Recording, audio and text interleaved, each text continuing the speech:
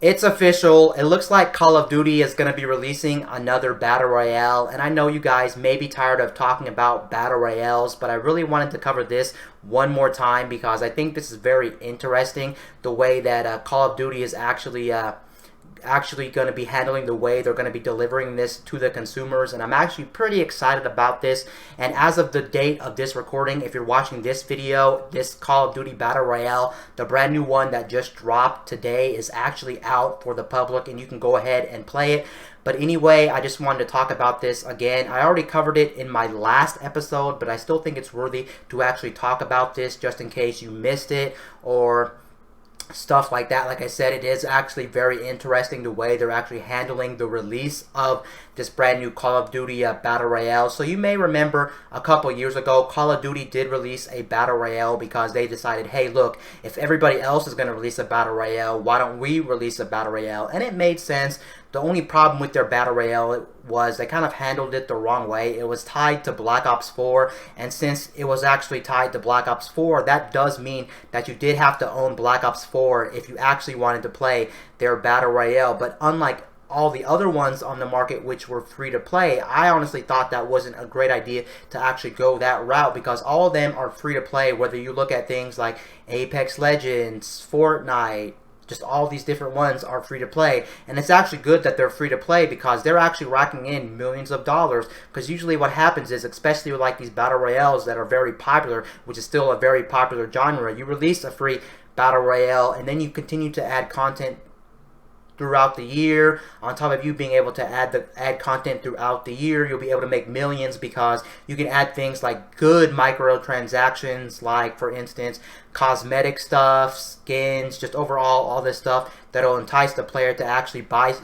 in-game goods through your game. So it's not like they're just giving it away for free, because there are people who are interested in the stuff that's actually paid in the game, like the cosmetics, and I can see why a lot of people will want to buy that. And it is nice also to have your game free to play, because if you think about it, it's nice because then you can update the game throughout the years and it's not going to be tied to a specific game. And that means what happens when the game dies down, maybe nobody has the game anymore or nobody's really playing it and everybody's pretty much moved on, it makes sense just to release it as a standalone game. And here we are talking about Call of Duty Battle Royale. I think it's called Warzone, I do believe. And this Call of Duty Modern Warfare Warzone mode is actually going to be free to play, which I actually think is a very nice thing. Now, I'm not 100% sure about this, but I heard, again, I want to make this clear, I heard from some sources apparently that if you're on Xbox, you do have to have Xbox Live. I don't know why that is. That sounds really weird, but hey, it could be real. I just wanted to touch base on that because I think it's interesting. Some people are saying you do need Xbox Live to play Warzone, even though it's free to play, which doesn't make sense at all. This could just be misleading, so just disregard that if that's totally wrong. But I heard stuff about that, which is interesting. The interesting thing about this game as well is just not another standard Battle Royale mode. This one's actually slightly different. It's still pretty much the same Battle Royale that you probably played for as long as you know. If you played a Battle Royale, then you played this. It's not nothing too crazy, but it is nice. It is free to play. On top of this game being free to play, you also do have to realize it is Call of Duty, so most likely it'll be one of the best spins on a Battle Royale, just because, well, it has the best physics and the best mechanics, because you guys know, no matter whether you agree or disagree, Call of Duty has some of the best gun gameplay out there. Of course, it is a first-person shooter, but the thing that really makes this stand out slightly is the fact that if I highlight my mouse over here in the article, you can see where I'm highlighting. It does say featuring 150 players, and I don't know how that's actually going to work in practice. I'm going to actually have to play the game to actually see if that 150 players is actually good for the Battle Royale or bad for the Battle Royale, because you don't want too many people to where the matches take too long, it's hard to find people. But maybe they thought, well, it's actually better off, and they actually tested it and they said, yep, 150 players is better than something like 100 players or 60 players on a map. It just 100% makes sense. Now, they are releasing this actually also kind of weird when it comes to this. It is going to be free to play, and it is going to be on PC, Xbox One, and PS4. But the way they're handling this is weird. So it is practically out today, right now. But the way they're handling this is the people who bought Modern Warfare are going to get to play this a couple hours early, and you can already download it if you already have Modern Warfare. And apparently if you own Modern Warfare as well, the one that came out last year, the 2019 edition, you will also be able to get some in-game stuff because you bought Modern Warfare. I don't know how you're going to go about playing it. It may be a separate game, or it may be part of your Modern Warfare experience. Like, it may be an in-game menu, an in-game like a mode inside of your game. I'm not sure how they handle that. And then for the people like me who never bought Modern Warfare, you're going to be able to play it 3 hours later. It goes live at 12 p.m. Pacific Standard Time here in the U.S., and that's going to be out for everyone else to enjoy, which is actually going to be very interesting to say the least. And I'm actually glad they're handling it that way. They should have never released it with Black Ops 4, because then it's stuck in Black Ops 4 forever. That means that it's hard to update that game. People have to pay for the game, yada yada yada, and it's hard to find the game too if you actually wanted to play the Battle Royale, since it is behind Black Ops 4. But now that it's a standalone game, this is going to be very good for everybody and for them. They'll probably be making millions of dollars off of this, and it's just going to be great. There is one downside to this game. I want to be clear about it. It's not really necessarily the game itself. It's more about the download. The download to Call of Duty Battle Royale is actually going to be insane, and you're going to need a lot of storage on your device. And I know a lot of people don't have a lot of storage nowadays, especially on PS4 and Xbox One.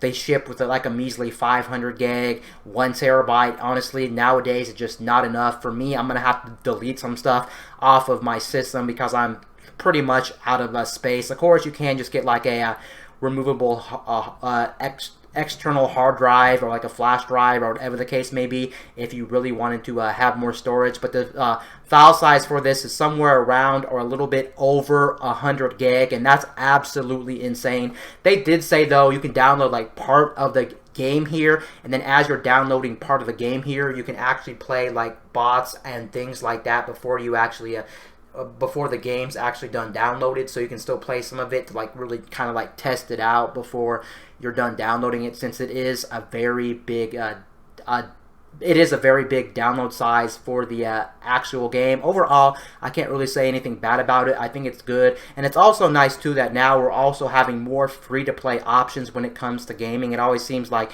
more free-to-play games comes out, and you can really see also the quality of free-to-play games in the last decade have definitely improved than what we got a couple decades ago with different gaming genres and just different gaming machines and things like that. And that personally makes me happy. You have free-to-play options now if you don't know what to play, or maybe you're a person that gets bored often with all your games. You can just jump into a couple matches of like this brand new Call of Duty Battle Royale. You'll have other Battle Royales. You'll have other free-to-play games. Overall, free-to-play games are just getting better, and it's cool. It's going to be using the Call of Duty Modern Warfare mechanics and Call of Duty Modern Warfare engine to pretty much play this one, which is actually going to be cool. Alongside that, it also does look like that this game in particular is also going to have a couple modes. I think they're going to give us 2 modes. I'm not sure how those 2 modes actually works. I'll be very curious to see how that actually plays in the long run, which of course most people are probably going to want to play the Battle Royale mode in the Call of Duty the new Call of Duty Battle Royale game. So that's something that's going to be very interesting. But yeah, that's pretty much all I wanted to cover when it actually comes to this. Here's a little, I guess, trailer out for the actual game. It's not necessarily really gameplay. It's more of like a cinematic. It does look pretty awesome. But, of course, this is just a cinematic. You guys know, if you ever played something like a Battle Royale, you guys know in general, Battle Royale games are just a very slow genre of first-person shooter game. But yeah, it's cool that they have this little trailer out here. They can show vehicles and things like this, and I think this is just really just an improvement on what we had in Black Ops 4. If you ever played Black Ops 4 Battle Royale, that's pretty much what this is, just a better version, because obviously it's free, it's going to be newer, it's using Modern Warfare's engine. Overall, it just seems like it's a good game. Now, let's go ahead and actually move on to the next story. And the next story is actually one that's actually going to get a lot of people super excited.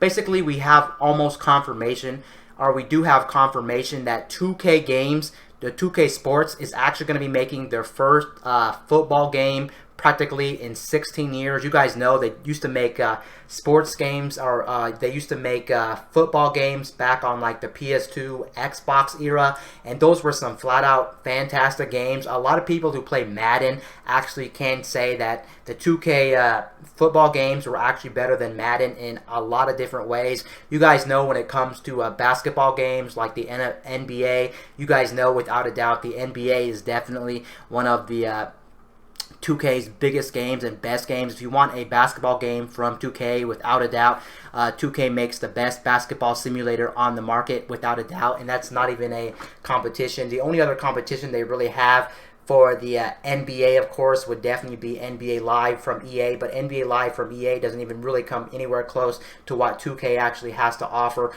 when it comes to the NBA experience. I know in the last couple of years, a lot of people have been giving 2K slack, or have been giving 2K shade for what they've been doing with the NBA 2K series by putting all these horrible microtransactions in the game and really bogging down the game and putting a lot of advertisements in the game too. Just overall, they're not really doing themselves any service. They're doing themselves a lot of disservice by pretty much destroying their reputation in a lot of different ways. But even if they're doing a lot of shady practices, you do have to admit having another competition to Madden is also a very good thing, because most likely that means that they're in competition with Madden. That means Madden might start trying, EA might start trying a little bit harder with the Madden franchise, because they don't want competition taking them out. So competition is always good in my eyes, and it's always good for the consumer. Even if you're a fan of something, like, oh, I don't want them to come out because Madden's the best, or I don't need another option. But it is nice to have options, because that means companies will try harder in the long run.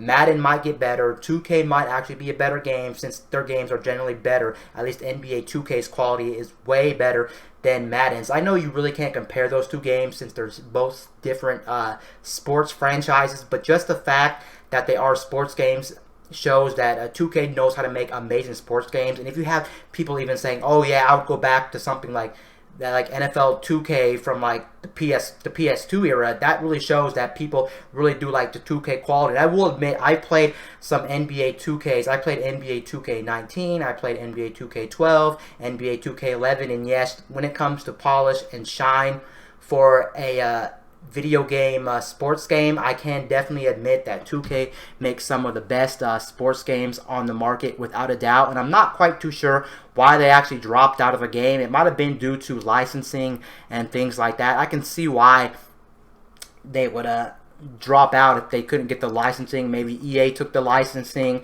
and they actually wanted to steal the licensing. But whatever the case may be, it looks like 2K is back in the game, and most likely, in my opinion, and I think a lot of people will agree, 2K is probably going to be the better option when it comes to the NFL or football. If you want a football inspired game, this is definitely going to be the game to actually go for. And this actually gets me super excited for the next installment of an NFL football game, because we haven't had an amazing one in quite some time. Sure, there's been some games throughout the years that have been good, and a lot of them have been bad as well. It's been like a hit or miss, especially with the Madden, and it does suck. It always seems like from year to year, Madden doesn't really know what they're doing. They add features, then remove features, and sometimes older engines are actually better than newer engines. It's really weird how EA handles the Madden franchise and handles NFL as a whole and football as a whole. It's like, well, we're the only game in sport. We're the only football video game, so we can pretty much do whatever we want, and your cards are in our hands because we make the only football game in town, so you have to buy it. So even if we remove features and we're lazy and we like make our engine less impressive from year to year, sometimes you have no choice, and everyone's gonna buy it because, well, it's football on a console and you're gonna buy it. But now that there's actually competition in town, oh boy, Madden's gonna definitely have to step up their game when it actually comes to the NFL license. And I am actually going to be curious to see how this game is actually going to handle when this game actually comes out. This could come out and this could totally bomb, but I doubt 2K NFL game would actually come out and actually bomb that hard. And then it'll also be interesting to see what Madden actually does to try to actually counter interact what 2K would actually be providing, when you guys know that their sports games are flat out amazing. So yeah, I'm actually pretty interesting, and it looks like EA Sports is actually already aware of this apparently. Update 8:53, EA released its own statement about the newly announced deal, addressed the terms of exclusive licensing. EA Sports is the exclusive publisher. Oh, so they had rights to the NFL. They already had the exclusive publisher rights, so 2K really couldn't do anything about that. I guess they paid the NFL off, or whatever the case may be, to actually get the rights to make sports, football, NFL games. I mean, I guess that does make sense. But yeah, now that I guess they don't have anything to do about that, 2K can start making NFL games or football games again, and I'm actually very excited about that. Now, the last one is actually about iOS again, and this one's actually about reportedly improved mouse cursor support on iOS 14. It looks like the next installment of iOS is actually going to have cursor and more mouse improvements to actually iOS. Now, I've already covered this in a episode a while back, fairly recent, about how the next iPad might actually have a keyboard cover that's actually going to have a trackpad on it, which is kind of weird, but it kind of makes sense since Apple specifically wants to make the iPad more closer to like a laptop replacement. And since Apple wants to make it more closer to a laptop replacement, it would make sense, of course, that iOS 14 would support this more heavily. I have a lot of mixed feelings about this because it is very interesting to see that Apple is still very, very dedicated to turn their tablets into more of like a laptop replacement and more of like an actual computer-esque style device, when really it's still running iOS, which is still very weird. I want to see all the improvements that they're going to be adding to iOS 14 to really bring something like iOS closer to like a dedicated desktop OS like Mac OS or Windows. So this is going to be very interesting. And since this report actually came out already, it pretty much also already confirms for the most part that if they're going to be adding more implements into iOS 14 to actually bring it more closer to like a full-blown desktop OS, that pretty much means that rumor about how Apple might be making a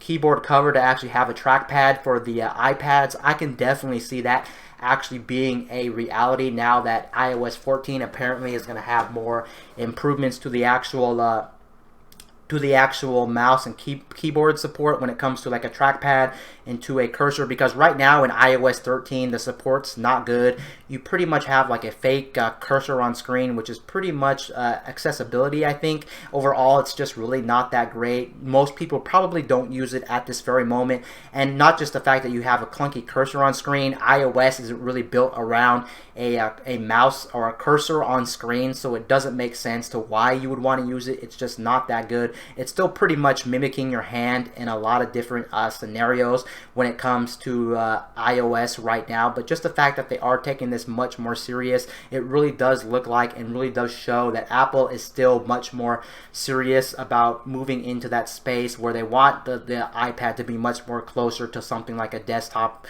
like a laptop replacement or a full-blown desktop OS. But I guess that also makes sense because one of the things that a lot of people look for when they're actually looking for something like an iPad, whether it's like an iPad Pro, for instance, they're actually looking at like the Surface Pro devices or any Surface device for that matter, because they are kind of the same.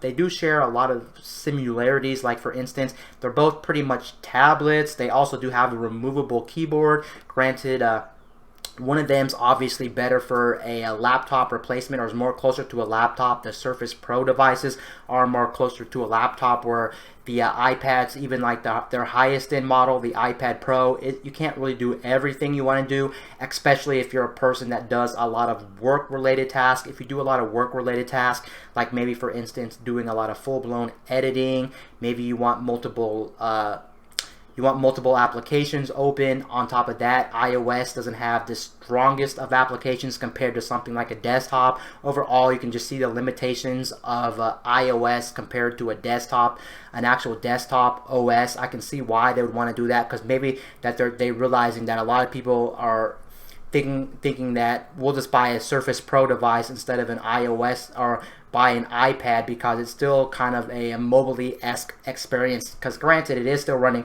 a mobile operating system that does have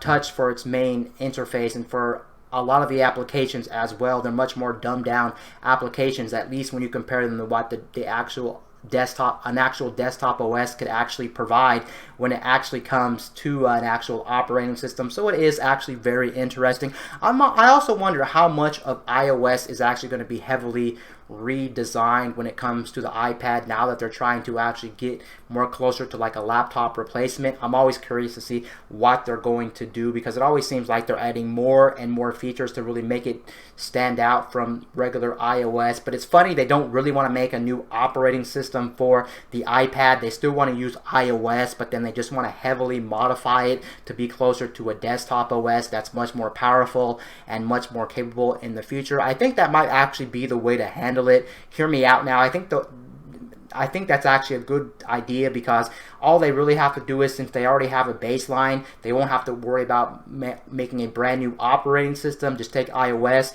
and you do have to realize iOS was already built from the ground to have things like a touch implementation, and of course the iPad is pretty much just one big touchscreen. And since the iPad is one big touchscreen, it makes sense to just keep iOS on there and then do all these little tweaks and all these little improvements to the iOS operating system that'll be closer to a desktop OS. And you would have pretty much, in my thinking as well, you would pretty much have the best of both worlds. If you think about it, on one hand, you would have this device that would be more like a laptop, and then in other ways it could be more like a tablet or more like a mobile operating system. And it would actually be cool to kind of blend those two worlds together, because what's the point of having this truly have its own operating system, or just having something like Mac OS? There really is no reason to just throw Mac OS on here, because then you do have a touchscreen and you already have Mac OS on their MacBook line. So what's really the point of actually doing that? You got to try to find a reason also to get people interested in something like the iPad. And the iPad was always good for things like touch input, so why destroy what iPad's good at? iPads are always good for still that mobile-esque landscape. Just add on to that, in my opinion, and boom, I think you have a very good solution when it actually comes to the iPad. And then maybe you'll make the iPad appealing to a lot of different customers, maybe customers who don't care about productivity, or maybe don't care about all these desktop OS features. They want a more dumbed down operating system that's also good just for like light tasks for everyday use and things like that. But yeah, all this information coming out about how iOS is now becoming much more closer to trying to replace a laptop computer is actually very interesting, at least when it comes to their iPad line. It also really does show you that, again, Apple is really committed to making the iPad more of a traditional computer than more of a mobile-esque device. But again, what I was saying was just combine the two worlds, combine the mobile landscape, and then also combine the desktop or the laptop space, and boom, you'll have a pretty good thing in my opinion. But also, I'm not too sure the direction that Apple actually wants to take the iPad line, because who knows what they could do in the future. They can add all these features and then not really improve on these features as well, and then just pretty much still just throw on normal iOS on this as well, and pretty much stop supporting their dream of making this much more closer to a laptop replacement or a desktop OS. And yeah, that's pretty much going to do it for this episode. Anyway, guys, this is Wayne